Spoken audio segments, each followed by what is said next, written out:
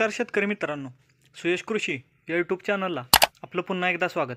आजच्या व्हिडिओमध्ये आपण सिंजेंटा कंपनीच्या मिनॅक्टो एक्स्ट्रा या कीटकनाशकाविषयी सविस्तर चर्चा करणार आहोत। त्याचं वापरण्याचं प्रमाण असेल, वापरण्याची योग्य वेळ कोणती, त्याबरोबरच आपणाला त्याच्यामध्ये कोणता केमिकल घटक हा आढळून येतो, ते आपल्या पिकामध्ये कोणत्या किडींना किंवा आपल्या पिकामध्ये कशा पद्धतीने त्याची कार्य करण्याची पद्धत आहे, या सगळ्याविषयी आपण आजच्या व्हिडिओमध्ये सविस्तर चर्चा करणार आहोत। तर चला आपण आजचा व्हिडिओ सुरू करूया। मिनॅक्टो एक्स्ट्रा की ज्याच्यामध्ये आपल्याला सायंट्रानिलिप्रोल हा आपल्याला 16.9%, त्याबरोबरच आपल्याला लुफेन्युरॉन हा सुद्धा आपल्याला 16.9% एससी फॉर्म्युलेशनमध्ये आढळून येतो।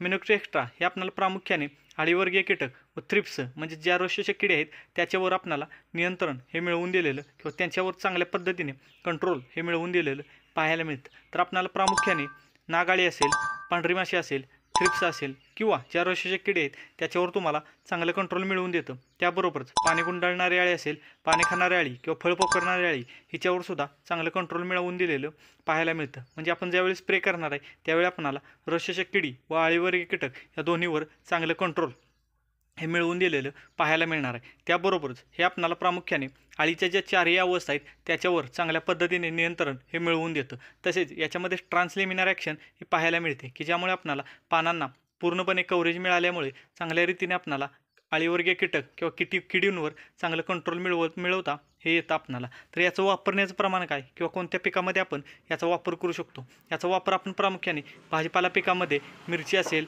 टोमॅटो असेल, काकडीसारखं पीक असेल, दोडक्यासारखं पीक असेल किंवा वांग्यासारखं पीक असेल किंवा सर्वच आपण भाजीपाला पिकामध्ये याचा वापर करू शकतो। तसेच फळ पिकामध्ये आपण डाळिंब असेल किंवा इतर जी द्राक्षासारखं पीक असेल की ज्याच्यामध्ये आपल्याला रोगशोषक किडी व अळीवर्गीय कीटक या दोन्हीचा प्रादुर्भाव हा जाणवतो, त्यावेळी आपण मिनॅक्टो एक्स्ट्राचा हा वापर आपण करू शकतो।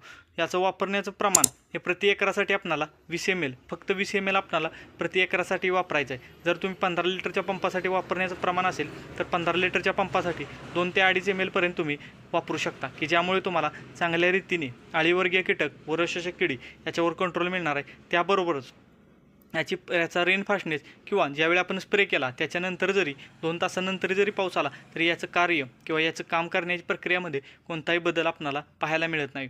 जर आपल्या पिकामध्ये प्रिव्हेंटिव्हमध्ये जर आपण स्प्रे घेणार असो तर आपल्याला कमीत कमी 10 ते 15 दिवसापर्यंत जर क्लायमेट चांगला असेल तर 10-15 दिवस आपल्याला चांगल्या पद्धतीने कव्हरेज मिळवून देतं। जर आपण रोगाचे लक्षणं किंवा अळीवर्गीय कीटक जर जाणवत असतील त्यावेळी जरी स्प्रे केला तरी आपल्याला 5 ते 6 दिवसापर्यंत चांगल्या पद्धतीने कंट्रोल हे मिळवून दिलेलं पाहायला मिळतं। याचं मार्केटमध्ये पॅकिंग हे 20 ml, त्याचबरोबर 10 mlचं सुद्धा अवेलेबल आहे। तर चला आपणाला आजचा व्हिडिओ कसा वाटला हे कमेंटच्या माध्यमातून जरूर कळवा। तसेच जर आपण चॅनलला प्रथम आला असाल तर चॅनल नक्की सबस्क्राईब करा व व्हिडिओला लाईक व शेअर नक्की करा। धन्यवाद।